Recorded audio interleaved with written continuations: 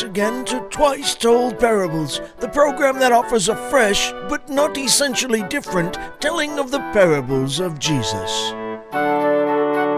For today's installment, we are proud to present The Unrighteous Judge and the Persistent Widow, found in the Gospel of Luke, chapter 18, verses 1 through 8, a parable told to encourage us to pray always and not to lose heart. Today's presentation features the talents of Elmont Furs, Fairbanks Douglas, Andrea Skirkle, and our own Kenny Bateman. And now, The Unrighteous Judge and the Persistent Widow. Once upon a time there was, in a certain city, a judge who neither feared God nor respected men. And that makes my life much simpler. He held the law of God in total disregard and treated all those around him with condescension. Oh, I only treat my equals with condescension. Oh, that's right. Those he considered below him, he treated with contempt. Bailiff, what is the meaning of this paper you just handed me? Why, Judge, this is a list of the cases you are scheduled to hear today. A slander suit, a land title dispute, a breaking and entering. I have no interest in any of this. But, Your Honor, you're a judge. Your job is to dispense justice. Didn't you hear the introduction to this story? I neither fear God nor respect men. What makes you think I would have any interest in dispensing justice? And the judge displayed his disinterest in dispensing justice on a regular basis. I find you guilty as charged. But, Your Honor, I'm not on trial here. I'm a prosecuting attorney. And I find you in contempt of court. He gave little regard for the rights of others. I sentence you to a fine of $500. But, Judge, this isn't the courtroom, it's the parking lot, and you're parked in my parking space. And I find you in contempt of court. All in all, he was a man who lived after the dictates of his own comfort, with no thought for others. I believe we have already established that. One day, a widow came into his courtroom seeking justice. Give me justice against my adversary. I beg your pardon? Give me justice against my adversary. I'm a widow woman. I live on a fixed income, and I have been taken advantage of by a ruthless, conniving scam artist. I'm afraid I cannot help you, madam. But this is a court of law, isn't it? It is. And you're a judge, are you not? I am. Then why can't you help me? I can't help you because I don't want to help you. Now, please, be gone. Give me justice against my adversary. I told you I haven't the least bit of interest in your problem. Now, leave. I won't leave until you've heard my case. Oh, very well, if you insist. All right, then. I put an ad in the local community website looking for a boarder. I'm a widow, you see, and I'm on a fixed income. But my pet cat Sugar needs an operation to fix her carpal tunnel in her front left paw, so I decided to take in a boarder. Well, this man answered my ad, and he looked like an honest man, but looks can be deceiving. I can tell you that from experience. Well, anyway, he moved in.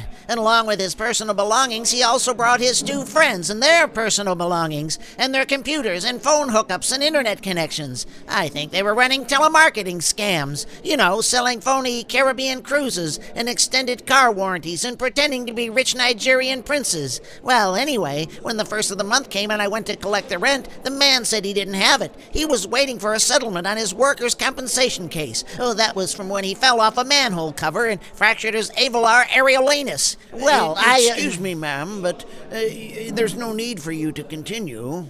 Oh, I thank you, bailiff. Has the judge given me justice against my adversary? Well, no, ma'am. The judge is gone for the day. He left 5 minutes ago. What? Bad judge, bad judge. Although the widow's attempt at receiving justice had been thwarted, she didn't give up. She went to his courtroom every day seeking to have her case heard. Give me justice against my adversary. Bailiff, silence that woman. When that didn't work, she forced her way into his chambers. Give me justice against my adversary. Bailiff, remove this woman. She met him in the parking lot each morning. Give me justice against my adversary. Bailiff, give this woman a citation. She called him on the phone. Hello?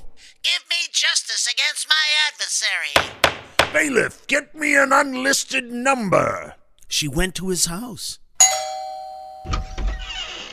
It's you! Give me justice against my adversary. Bailiff, throw this woman out! Wherever he went, the widow persistently followed him, like when he went out to eat. Waitress, I shall have the Cobb salad. Oh, first, give me justice against my adversary. When he went to the ballpark, Up to bat for the New York Knights and playing second base, number 42. Oh, never mind that. Judge, give me justice against my adversary. she even haunted his dreams. Give me justice against my adversary. Bailiff, expel this woman from my dreams. The judge found that there was no escaping her. Finally, he said to himself, I do not fear God, nor do I respect man. Yet because this widow keeps bothering me, I will give her justice so that she will not beat me down by her continual coming here. The judge finally heard her case and gave her justice against her adversary. There, now I trust you will leave me alone, madam.